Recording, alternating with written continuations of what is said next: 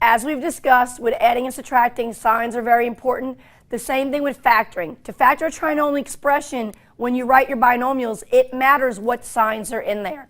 So let's look at 4 scenarios where we're factoring trinomial expressions and we got to worry about our signs. We know when we factor a trinomial, our answer is always going to be 2 binomials.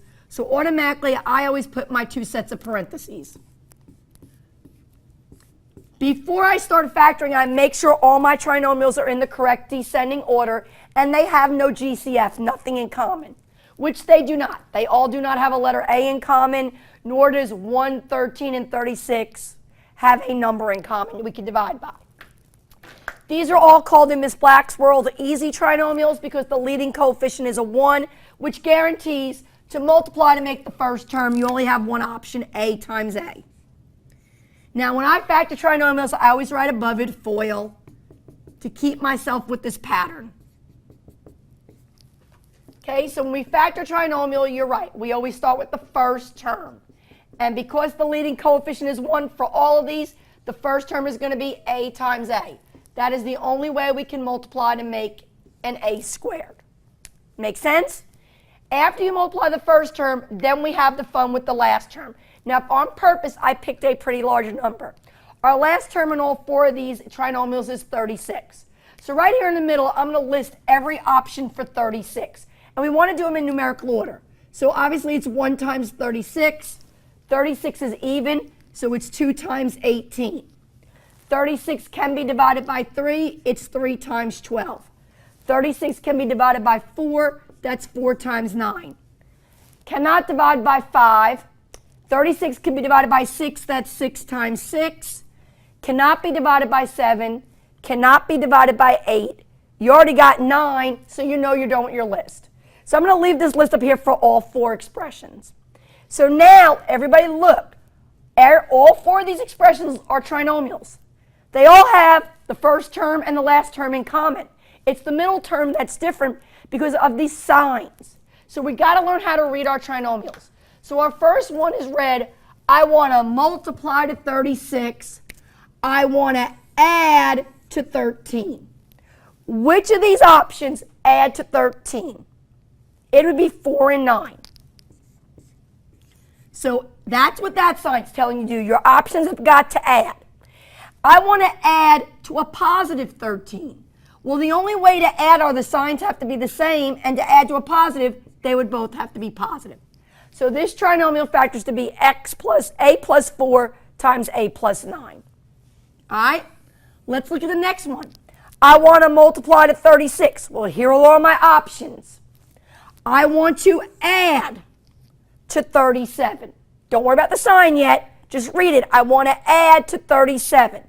Which of these options will add to 37? You're right, it'd be 1 and 36. Now, adding means the signs have to be the same. But now in the middle is a negative. If I want to add to a negative number, both of these signs have to be negative. So the rule of thumb is when we're factoring a trinomial, if the last sign is addition, that guarantees the signs in the parentheses are going to be the same. The sign in the middle is positive, they're both positive. The sign in the middle is negative, they're both negative. Okay, let's go to the last 2. Again, I want to multiply to 36. Here are my options. But now I want to subtract to make 9. Don't worry about the sign yet. Just read. I want to subtract to make 9. 1 and 36 does not subtract to make 9. 2 and 18 does not subtract and make 9. 12 and 3 subtract and make 9. Now, if you say subtract, the signs have to be different. One number has to be positive, one number has to be negative. The rule of thumb is the sign in the middle goes to who's larger. If I'm going to subtract to make a positive 9, 12 has got to be positive and 3 has got to be negative. Because 12 minus 3 would be 9. A positive times a negative would still make the negative 36. Okay? So if it says subtract, the signs are guaranteed to be different in the trinomial, and then the sign in the middle goes to the larger. Let's try one more. I want to multiply to 36. Here are my options. I want to subtract to 16. 6 and 6 subtract to 0. 9 and 4 subtract to 5. 12 and 3 subtract to 9. 18 and 2, that subtracts to 16. Again, if you say subtract, the signs must be different.